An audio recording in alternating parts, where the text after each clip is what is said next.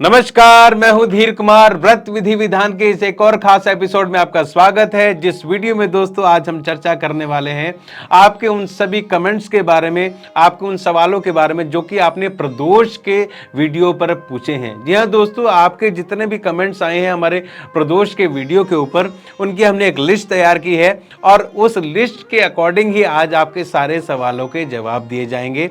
जिन मित्रों ने प्रदोष का हमारा वीडियो नहीं देखा है और हमारे चैनल पहली बार आए हैं, वो आई बटन में जाकर ये वीडियो देख सकते हैं कि प्रदोष क्या होता है, प्रदोष व्रत का फायदा क्या है, इसकी व्रत कथा क्या है, इसे कैसे करना चाहिए। इसके लिए एक डिटेल बड़ा सा वीडियो बनाया गया है, आप उसे जाके देख सकते हैं। उसका लिंक आपको डिस्क्रिप्शन में भी मिल जाएगा। और वो मित्र जो कि प्रदोष के बारे में सवालों के जवाब चाहते हैं, उनके लिए वीडियो विशेष तौर पे बनाया गया है।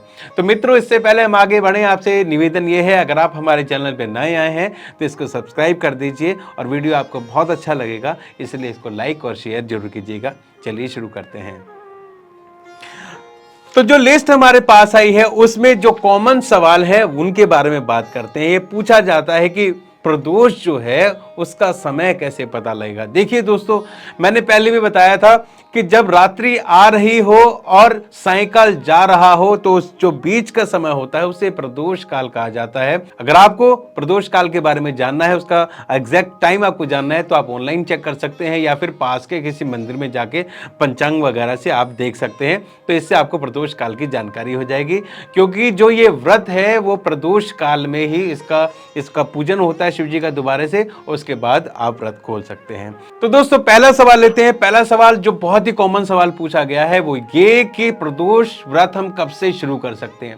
देखिए, किसी भी महीने की आप शुक्ल पक्ष की त्रयोदशी को व्रत शुरू कर सकते हैं। अगर आप किसी विशेष दिन की प्रतीक्षा में हैं तो आप सावन के महीने में व्रत शुरू कर सकते हैं या फिर कार्तिक के महीने में व्रत शुरू कर सकते हैं। अगला सवाल यह है कि कितने व्रत हम कर सकते हैं, कितने व्रत करने चाहिए। तो दोस्तों आप 11 या 26 का जो आंकड़ा है इसमें आप ये व्रत कर सकते हैं। अब अगला सवाल जो है वो अलग अलग तरीके से पूछा गया है कि मैं शादी करने के लिए प्रदोष व्रत रख सकता हूं क्या। एक ने पूछा है कि मुझे संतान नहीं हो रही, क्या मैं व्रत रख सकता हूं, मुझे सरकारी नौकरी चाहिए, मैं व्रत रख सकता हूं। देखिए, प्रदोष व्रत जो है उनको रखने का जो मेन उद्देश्य होता है वो ये कि दाम्पत्य जीवन सुखी रहे। नंबर 2 कि आपके जो असाध्य रोग हैं आपके शरीर में वो आपसे दूर रहे। नौकरी के लिए, अच्छी नौकरी के लिए आप ये व्रत रख सकते हैं। घर में सुख शांति के लिए व्रत रख सकते हैं। भगवान भोलेनाथ की कृपा पाने के लिए व्रत रख सकते हैं। और अगर आप निसंतान है तो भगवान से प्रार्थना कर सकते हैं और इस व्रत को रखने से आपको निश्चय ही फायदा होगा। तो इसलिए प्रदोष व्रत कहा जाता है कि प्रदोष व्रत रखने से ये फायदे आपको मिल सकते हैं। अगला सवाल दोस्तों ये पूछा गया कि इस व्रत को कौन कौन रख सकता है। क्या शादीशुदा लोग ही इसे रख सकते हैं या फिर कुंवारे लोग रख सकते हैं या फिर जो विधवाएं हैं या फिर विदुर हैं, क्या व्रत रख सकते हैं। तो मित्रों, इस व्रत को कोई भी रख सकता है जिसके मन में भगवान को प्रसन्न करने की इच्छा हो, जो ये व्रत रख सकता है। अगला कॉमन सवाल मित्रों ये पूछा गया है कि इस व्रत को करने के लिए क्या सुबह और शाम दोनों समय मंदिर जाना जरूरी है, शिवालय जाना जरूरी है। तो मित्रों इसका जवाब यह है कि अगर आप सुबह सुबह मंदिर जाते हैं, जलाभिषेक करते हैं भगवान शिव का, तो आप वहीं पर संकल्प कर सकते हैं, उनकी अपने सामर्थ्य के अनुसार पूजा कर सकते हैं, व्रत का संकल्प ले सकते हैं। अगर आप वहां नहीं जा पा रहे हैं तो आप घर पे भी कर सकते हैं। शाम की जो बात आती है, क्योंकि संध्या काल में जो प्रदोष काल है उस समय भगवान शिव की पूजा होती है, पूजा करने के बाद ही आप अपना व्रत जो है वो खोल सकते हैं। तो उसके लिए जरूरी नहीं है कि आप मंदिर ही जाइए। अगर आपके घर के पास मंदिर है तो आप वहां जाके उनकी पूजा कर सकते हैं और उसके बाद व्रत आदि खोल सकते हैं। बट हर किसी व्यक्ति के लिए पॉसिबल नहीं है कि वो सुबह भी मंदिर जाए और शाम को भी मंदिर जाए।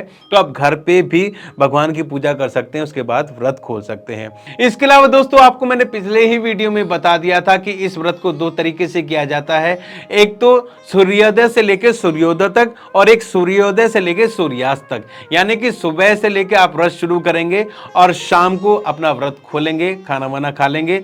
और अगर आपको सूर्योदय से सूर्योदय तक व्रत करना है तो आप आज से व्रत शुरू करेंगे और अगले दिन सूर्योदय पर ही आप अपना जो व्रत है पूजा पाठ करने के बाद, स्नान आदि करने के बाद आप व्रत खोल सकते हैं। तो 2 तरीके से व्रत किया जा सकता है। इस व्रत में दोस्तों मीठा खाया जाता है, तो ये व्रत जो है मीठे के होते हैं, तो इसका आप ध्यान रखिएगा। अगला ये सवाल पूछा गया है, क्या पीरियड्स के दौरान व्रतों को रखना चाहिए? तो दोस्तों मैं आपको बता दूं, इसके लिए मैंने एक विशेष वीडियो बनाया है और उसमें आपको डिटेल में बताया गया है कि महिलाओं के पीरियड्स के समय पे वो व्रत किस प्रकार से कर सकती हैं। आप उस वीडियो को देखने के लिए आई बटन पे क्लिक कर सकते हैं या फिर डिस्क्रिप्शन में जाके उस वीडियो को देख सकते हैं। आपको संक्षिप्त में बता सकता हूं कि इस दौरान आप व्रत रख सकते हैं, पर पूजा आप नहीं कर सकते। पूजा आप किसी से भी करवा सकते हैं और आप शिवालय नहीं जा सकते, मंदिर में नहीं जा सकते हैं, अपने जो घर के मंदिर में वहां नहीं जा सकते हैं, तो आप दूर से पूजा कर सकते हैं। तो ये आप किसी और से भी काम करवा सकते हैं पूजा का, पर व्रत आप रख सकते हैं। तो उसका डिटेल वीडियो आप डिस्क्रिप्शन में जाकर देख सकते हैं। अब दोस्तों आपके कुछ अतरंगी से कमेंट के जवाब भी देते हैं। जैसे कि एक सवाल पूछा गया है यहाँ पे किसी बहन के द्वारा, वो ये कि मैं अपने पति को सुधारने के लिए क्या ये व्रत रख सकती हूँ?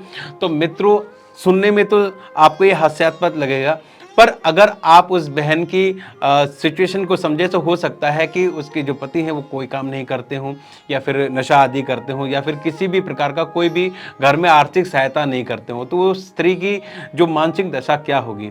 तो मित्रों मैं आपको पहले ही बता चुका हूँ कि दाम्पत्य जीवन को सुखी बनाने के लिए ये व्रत किया जाता है। तो अगर आप अपने पति को सुधारना चाहते हैं या फिर अपने बच्चों के लिए व्रत रखना चाहते हैं तो भी आप इसे रख सकते हैं।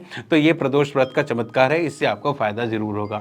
एक सवाल ये पूछा गया है, क्या मैं दूसरी शादी करने के लिए ये व्रत रख सकता हूं?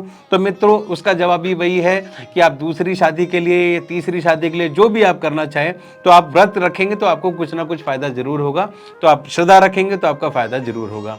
एक सवाल दोस्तों ये पूछा गया है कि मैं ये व्रत रखना चाहती हूँ, किसी महिला ने पूछा कि मैं ये व्रत रखना चाहती हूँ पर मैं ऑफिस से आते वक्त लेट हो जाती हूँ, लगभग 10-11 बजे पहुँचती हूँ, तो क्या मैं पूजा रात को कर सकती हूँ या मेरे बिहाफ पे कोई और पूजा कर सकता है?